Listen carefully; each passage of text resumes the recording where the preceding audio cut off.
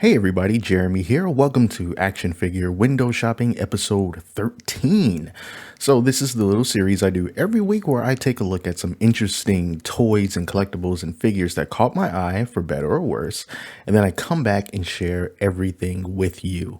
Now let's start off the way that we normally start off by taking a look at some interesting figures that are going to be coming out in the very near future.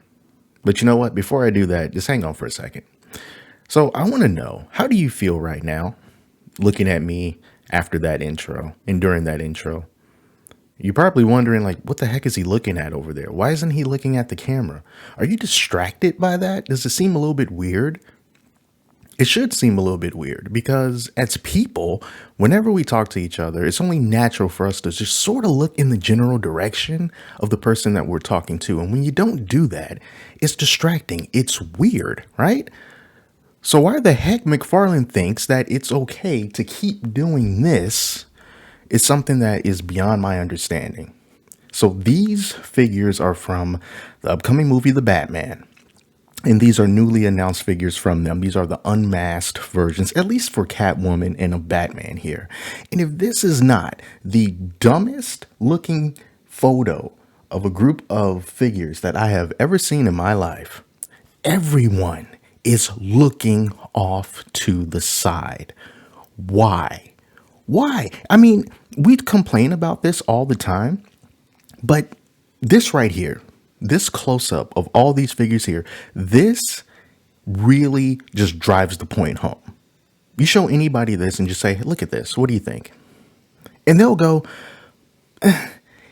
it's weird, right? And these are not statues, they're action figures. They are articulated, but these freaking eyes, man, why are you doing this? This is so ridiculous. What are they looking at? It's so unnatural.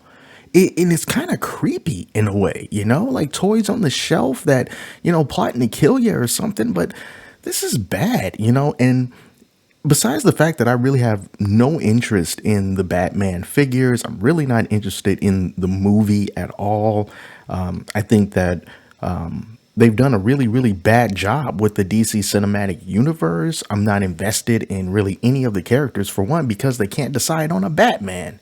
And everything is sort of just disjointed and disconnected. You got the movies, but which one is canon? I don't know. Is Snyder Cut canon? Maybe, maybe not, probably not. Then you got the TV shows.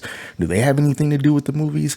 And not really. Probably completely different. You can tie it in somehow. It's so messy. And I don't care about any of these characters. And when you get these figures, at least if it was a good looking Batman, you can say, well, at least the Batman is good. But these are not good figures. These faces are just stupid. Please, Todd, for the love of everything that's holy and good in the world, stop doing the side eyes. And he's even doing this with some other figures from, there's this show on Amazon, this animated show on Amazon Prime, and those figures have side eyes too. So it's just getting into everything. And geez, I wish someone who has a way bigger following than me, I don't know, Chartemis, somebody, can you please talk to Todd and ask him, what the heck are you doing with these side eyes? Give us an explanation. Let us know, like, what's your opinion on it? What are you going for with this?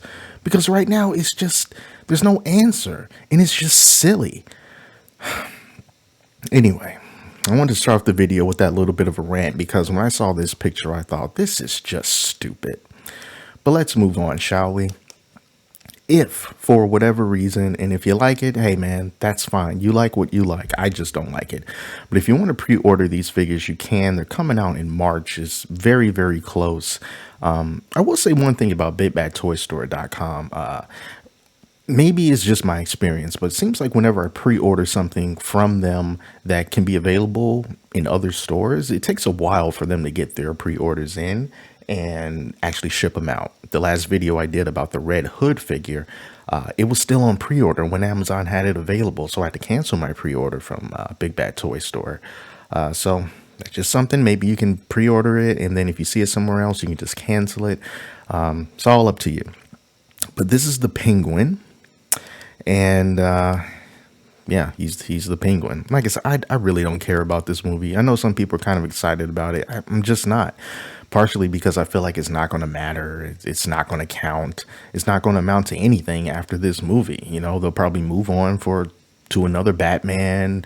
It's not canon. It was just a standalone one-off kind of thing. I'm just tired of that with DC movies.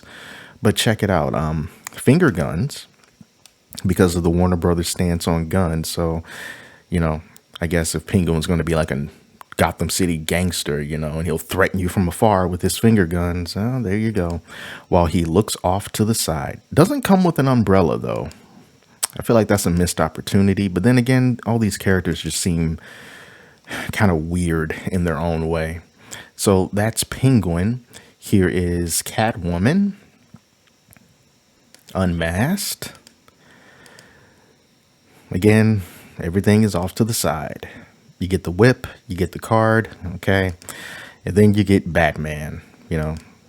Still not convinced of this Batman, you know, and I kind of want to give it a chance because if I can just be honest, when we found out that Chris Evans was going to be playing Captain America years ago, I remember saying like, oh no, Chris Evans can't be Captain America. He's not going to make a good Captain America. He's too young looking and innocent looking. He's not going to be a good Cap. And then I can't think of anyone else who would have been a better Cap. So who knows? Maybe Robert Pattinson is the Batman that we all have been waiting for.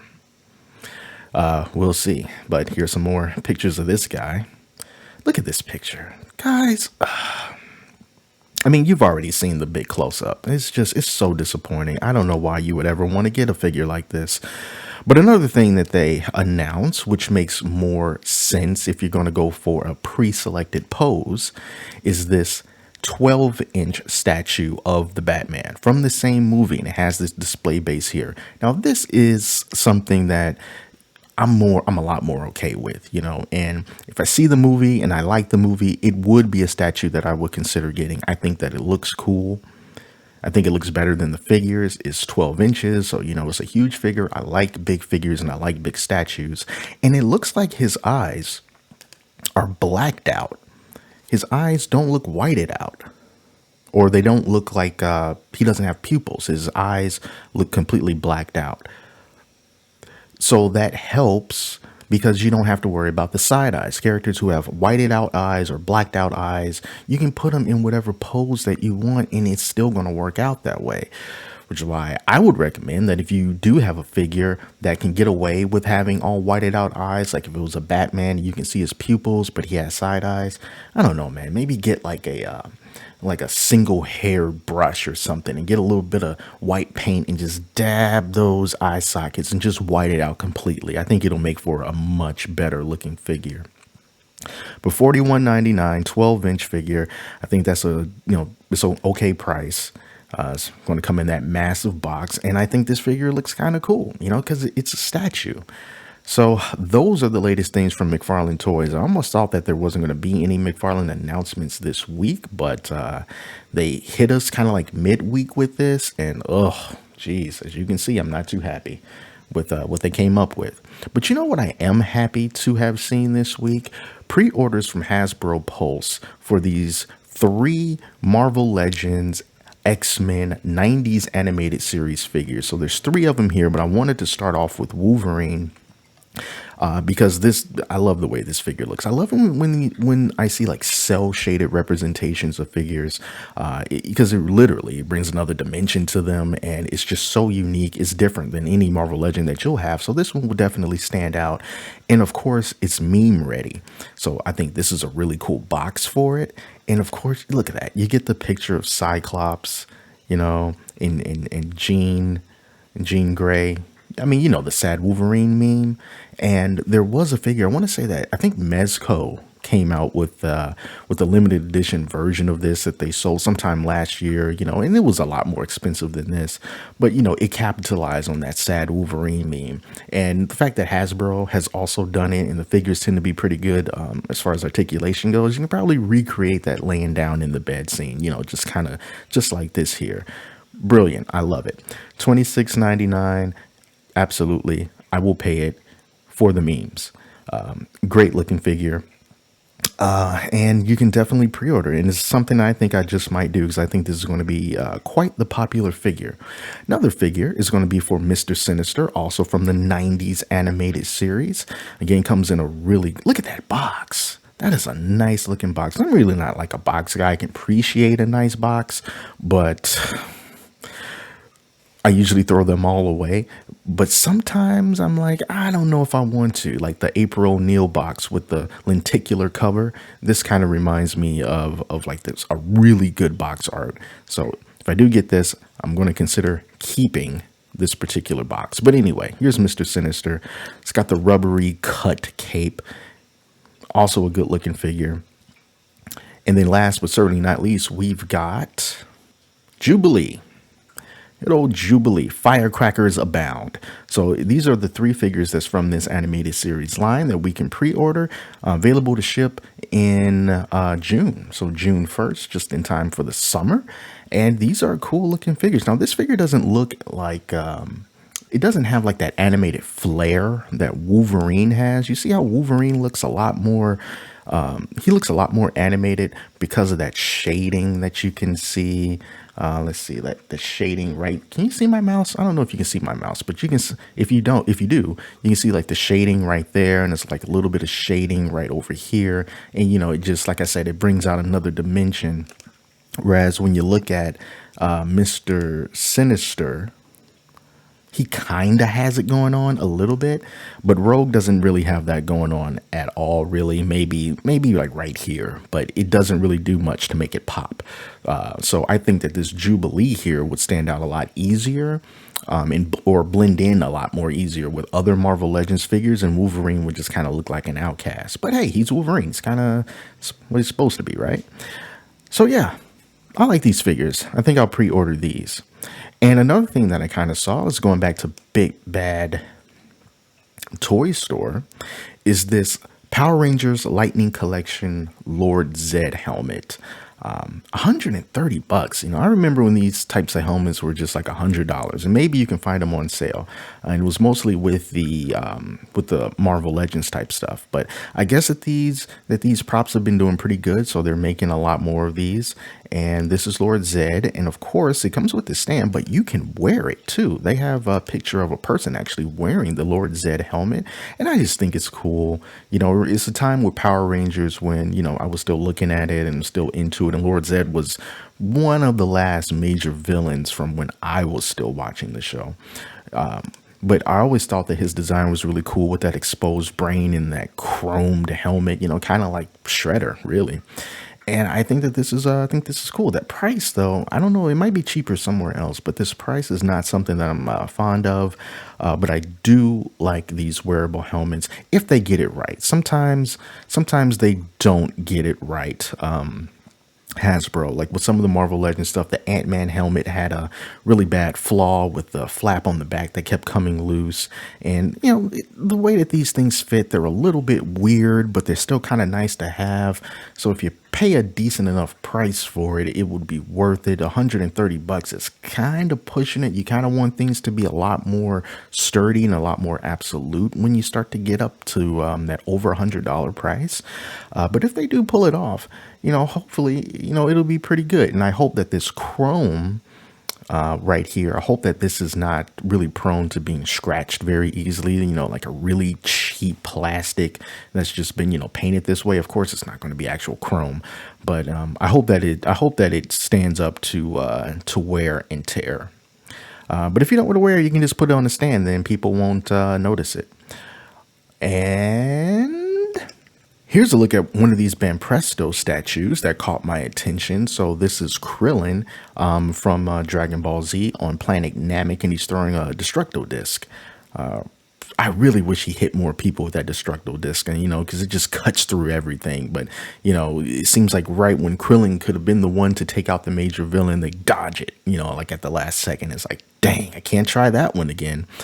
But yeah, I have many of these Banpresto statues, and 99% of the time, I really like these statues. And it's great that they are going for these, not only these action poses, but also giving you accessories to kind of just bring it all together. I mean, look at that right there. You see that hole right there that Krillin was shot through with his armor. And I love that they give you that little effect there. So here's a more natural version of it without all the animation. And that's just cool. You know, it's great. This is definitely something I got my eye on. April 2022, birthday present for myself, $26.99. The price is right. I'm going to definitely show my boy Krillin some respect because I don't have any Krillin Band Presto figures. Nope, I don't. No Krillins at all. So this would be a good place to start. Last figure that I wanted to show you guys. I saw this earlier in the week. So this is a T800 Terminator from Mayfax coming out at the end of the year, $104. So when I saw this, I thought that maybe this was like a 12-inch figure, you know, something like that. But it is not. It is 6.3 inches. So it's not that big. It's $104. And let me know what you think. But looking at this figure, I don't think that this is worth $104 at all. Honestly, I feel that NECA does a better job at T800 Terminators than this example from Mayfax Mediacom. I mean, here's one thing. I mean, take a look at these joints. You can just really see them. That really stands out a lot. Right there behind the back of the knee, that's really super noticeable. And then you can also see like right there at the forearm connecting to the upper arm. I mean, just look at that. It's just really exposed. And then the other thing is the clothing that he has on is very smooth. You know, it lacks the texture that I think you should have when you're going to be charging this much for a figure. Everything just looks really, really smooth. And then when I compare this to like something that NECA has, the jacket, you know, it'll have more grit on it. It'll have more wrinkles on it. You know, it looks like it's been worn as opposed to just being nicely you don't iron it, but you know, just nice and smooth and brand new and pristine. It just doesn't look right to me. And then the face sculpts also are a little bit off. He looks a little, to me, he looks more, again, smooth. He doesn't look very, I can't really think of the right word to use. It lacks grit. You know, it lacks grit. He looks more like a mannequin, basically, a beautiful man, if you will. So it just lacks that complexity and it lacks that finer attention to detail that I think that NECA really nails with their Terminators. And this just kind of looks like a, I don't know, almost like a boy band interpretation of what the T800 will look like. I mean, look at him. I mean, he's super cute. And I don't think it should be that way. And it just doesn't look too right to me. So $104, not for a 6.3 inch Terminator figure that personally I think NECA does a better job of with their, you know, $25 to $30 T800s. I got a whole army of them right here. And I'm telling you, they look better than this. That's just my opinion.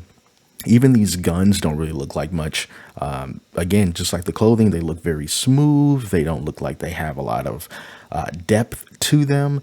I think that NECA's weapons look better than this. So I don't know. Seen some people pretty stoked about this, and I honestly do not know why, especially for this huge price here.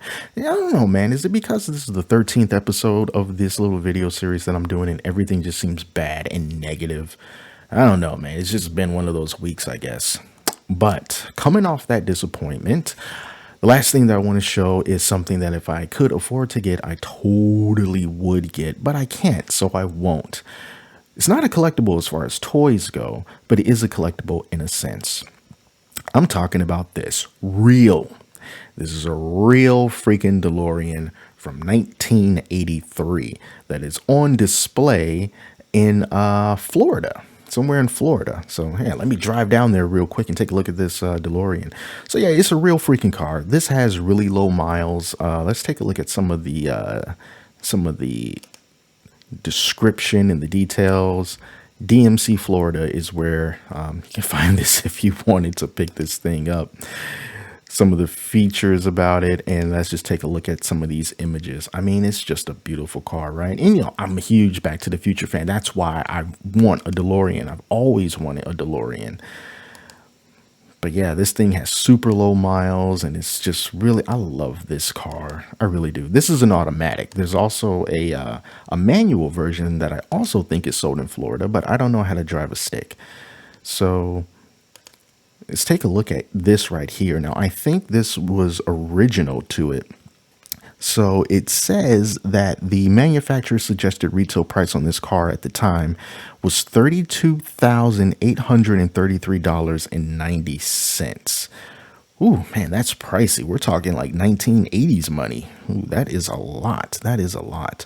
And this two-door black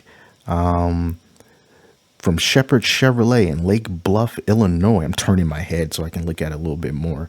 But then here's the other thing about it. If you look down here at the fuel, at the annual fuel cost estimate, it has $1,178 based on 21 miles per gallon at $1.69 a gallon.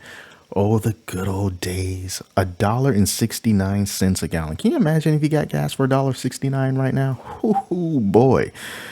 Well, actually, I think people will run out of gas because they'll just start hoarding it, even though they have no idea how to store it. $575 for destination charges. Man, and let me tell you, like these days, if you want to get like a motorcycle or something, these dealerships are screwing people over really, really bad because they'll start charging like $700 for a destination charge.